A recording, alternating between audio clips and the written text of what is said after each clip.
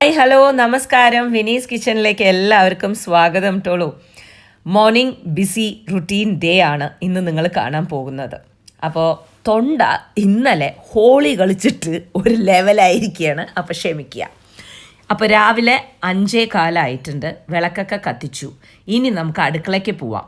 അപ്പോൾ രാവിലെ അടുക്കളയിൽ നിങ്ങൾ കാണുന്നത് രാവിലത്തെ ബ്രേക്ക്ഫാസ്റ്റ് ഒരു ഭാഗത്തായിക്കൊണ്ടിരിക്കുകയാണ്. അതായത് ചപ്പാത്തിയാണ്. ഇന്നലത്തെ കൂട്ടാൻ ബാക്കിയുണ്ടായിരുന്നു. ഇപ്പുറത്ത് കുട്ടികൾക്ക് ഉച്ചയ്ക്ക് കൊണ്ടുപോകാനുള്ള ഫില്ലിംഗ് ആണ് റെഡി ആയിക്കൊണ്ടിരിക്കുന്നത്. ഉരുളക്കിഴങ്ങിൻ്റെ ഫില്ലിംഗ് ആണ് ഞാൻ വെക്കാൻ പോണത്. അപ്പോൾ ഉരുളക്കിഴങ്ങിൻ്റെ ഫില്ലിംഗ് അവിടെ റെഡി ആയിക്കൊണ്ടിരിക്കുന്നു. ഇന്നലത്തെ കൂട്ടാനാണ് അവിടെ ബാക്കി. നമുക്ക് ഒരു വേഗം തന്നെ ഒരു അവിയൽ ഉണ്ടാക്കണം, ഒരു ഉപ്പേരി ഉണ്ടാക്കണം. എനിക്ക് 10 മണിക്ക് സ്കൂളിലേക്ക് പോകാനുള്ളതാണ്. കുട്ടികൾ 6 മണിക്ക് താഴെ വന്നു. ചപ്പാത്തി അതേമാതിരി തന്നെ കൂട്ടാൻ എല്ലാം ഞാൻ സെർവ് ചെയ്ത് വെച്ച് കഴിഞ്ഞു. 5:15 തന്നെ വേഗം കാര്യങ്ങളെല്ലാം നോക്കിയതിൻ്റെ കാരണം എന്താണെന്ന് വെച്ചാൽ ഇന്ന് പാരൻസ് മീറ്റിംഗ് ഉണ്ട്. എനിക്ക് ഒരു ഫുൾ ഡേ തന്നെ എനിക്ക് കവറേജ് അവിടെയാണ്. സ്കൂളിൽ തന്നെ ആയിരിക്കും ഞാൻ 10 മണി മുതൽ. അതുകൊണ്ട് ഉച്ചയ്ക്കുള്ള ഭക്ഷണം അടക്കം ഉണ്ടാക്കി വെച്ചിട്ട് പോയാലേ വൈകുന്നേരം കുട്ടികളെ കൂട്ടിയിട്ട് വന്നു കഴിഞ്ഞാൽ എനിക്ക് ചോറുണ്ണാൻ പറ്റുള്ളൂ. അപ്പോൾ ഇനി നമുക്ക് ഉള്ളിൽ വെക്കാനുള്ള ഫില്ലിങ് എന്താ ചെയ്യണമെന്ന് നോക്കാം. നിങ്ങൾക്കും ഇതുപോലെ ചപ്പാത്തിയുടെ ഉള്ളിൽ ഫില്ലിങ് വെച്ച് കൊടുക്കുക. ഉരുളക്കിഴങ്ങ് ഇതുപോലെ നന്നായിട്ട് തൊലി കളഞ്ഞതിന് ശേഷം കുക്കറിലൊന്ന് വേവിച്ചെടുക്കുക. അതിലേക്ക് ലേശം ഉപ്പിടുക. അതിനുശേഷം നമുക്ക് എരിവിനനുസരിച്ച് ഒന്നുമില്ലെങ്കിൽ കുരുമുളക് പൊടി ഇടാം, ഇല്ല എന്നുണ്ടെന്നുണ്ടെങ്കിൽ നമ്മുടെ ഉണക്കമുളക് ചതച്ചതിടാം. അത് ഓരോ കുട്ടികളുടെയും എരിവിനനുസരിച്ച് നിങ്ങൾ കൂട്ടുകയും കുറയ്ക്കുകയും ചെയ്തോളൂ, കുഴപ്പമില്ല. ഈ ഒരു ഫില്ലിങ് സൂപ്പറായിരിക്കും, കുട്ടികൾക്ക് എല്ലാവർക്കും ഇഷ്ടാവും കേട്ടോളൂ. ഇനി നമ്മൾ ഇടാൻ പോകുന്നത് വെളുത്തുള്ളിയുടെ പൗഡറാണ്.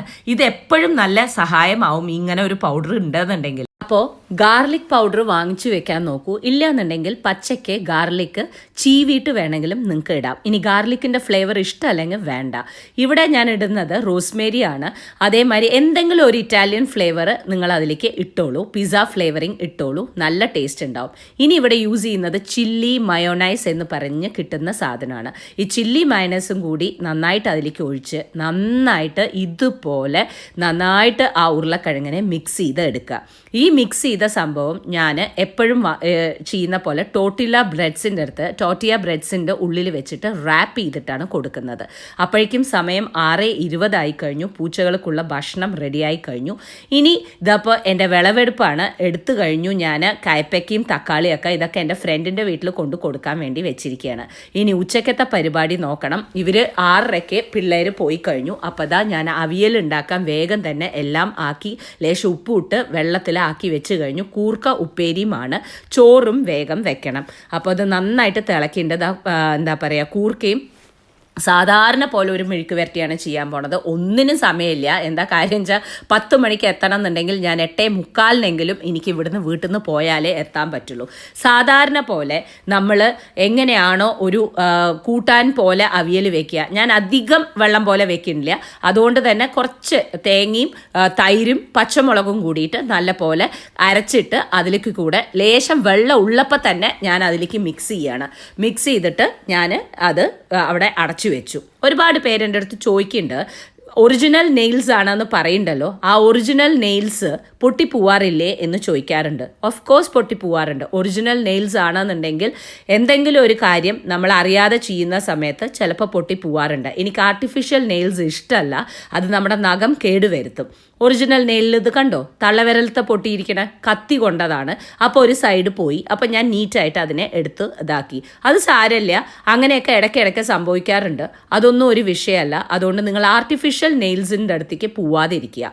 അപ്പോൾ നമ്മുടെ അവിയലൊക്കെ റെഡിയായി കഴിഞ്ഞു. ഞാനിതാ വെളിച്ചെണ്ണയും കരുവേപ്പിലയും ഇട്ടിട്ട് ഈ വെള്ളത്തോട് കൂടിയിട്ട് തന്നെ എടുക്കുകയാണ്. സോ ദാറ്റ് നമുക്ക് ചോറിൻ്റെ കൂടെ പെട്ടെന്ന് തന്നെ ഒഴിച്ച് കഴിക്കാൻ പറ്റുന്ന പോലെ നന്നായിരിക്കും എന്നുള്ളതുകൊണ്ട്. ഓക്കെ, അപ്പോൾ ഇതാ അവിയൽ റെഡിയായി കഴിഞ്ഞു. അവിയലിൻ്റെ കഷ്ണമൊക്കെ ഞാൻ തലേദിവസം തന്നെ മുറിച്ച് വെച്ച് കറക്റ്റാക്കി വെച്ചിരിക്കുകയാണ്. ഇപ്പോൾ നമ്മുടെ കൂർക്ക നന്നായിട്ട് വെന്തിട്ടുണ്ട്. ഒന്ന് വാർത്തെടുത്ത് കഴിഞ്ഞതിന് ശേഷം കടുകും വറ്റൽമുളകും ഉണക്കമുളകും അതേമാതിരി തന്നെ ഉണക്കമുളക് ചതച്ചതും കൂടി ഇട്ടിട്ട് നല്ല പോലെ ഒന്ന് വഴറ്റി മൊരിച്ച് എടുത്തു കഴിഞ്ഞിട്ടുണ്ടെങ്കിൽ നമ്മുടെ കൂർക്ക ഉപ്പേരിയും റെഡി. എൻ്റെ ബിസി ആയിട്ടുള്ള മോർണിംഗ് എന്ന് നോക്കുകയാണെങ്കിൽ ഒരു ദിവസം ഇങ്ങനെയായിരുന്നു. ഞാൻ വിചാരിച്ചു എല്ലാം കൂടിയിട്ട് ഒന്ന് നിങ്ങൾക്ക് കാണിച്ചു തരാം എന്നുള്ളത്.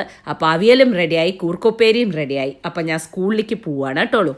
ഒരു ബിസി ആയിട്ടുള്ള ഒരു ദിവസം ഇങ്ങനെയായിരുന്നു പോയിട്ടുണ്ടായിരുന്നത്. അത് ഞാൻ നിങ്ങൾക്ക് ക്യാപ്ചർ ചെയ്യാൻ നോക്കിയതാണ്. അപ്പോൾ വീണ്ടും നമുക്ക് കാണാം പുതിയൊരു റെസിപ്പിയുമായി, പുതിയൊരു വീഡിയോയുമായി.